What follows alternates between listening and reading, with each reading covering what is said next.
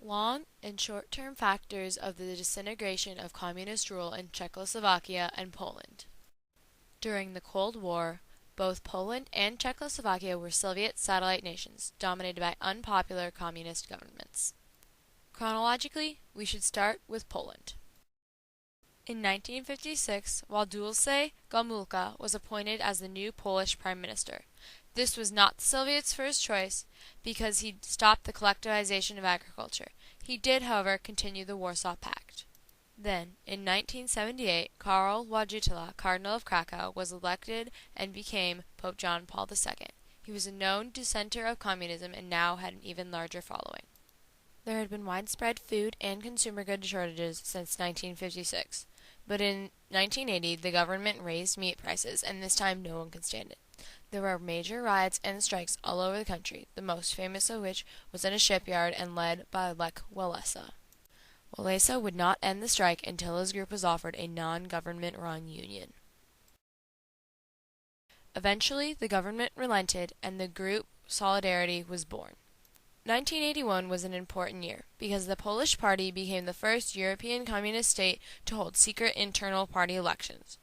Wojciech Jaruzelski was elected and quickly imposed martial law and jailed members of Solidarity. In 1988, when most leaders of Solidarity had been released, there were more riots that no one expected. The government could not keep control, so Lech Walesa acted as a mediator between the freer parts of his work union and the government. In 1989, there were general democratic elections held for the first time since the start of the communist regime in Poland. The communists lost greatly to Solidarity, so Jaruzelski was forced to appoint a non-communist minister. He chose Walesa. In Czechoslovakia, the first important date was in 1968 in what was called the Prague Spring. Alexander Dubček, the leader of Czechoslovakia at the time, tried a more liberal form of communism, with expanded intellectual rights. The Soviet Union was not pleased.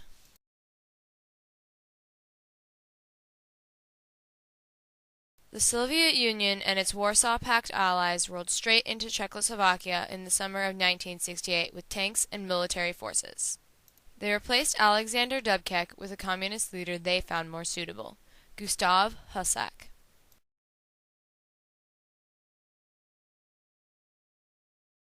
This action prompted the Brezhnev Doctrine that allowed the USSR to intervene with other communist countries' domestic issues. Little more happened until shortly after the Berlin Wall came down in 1989.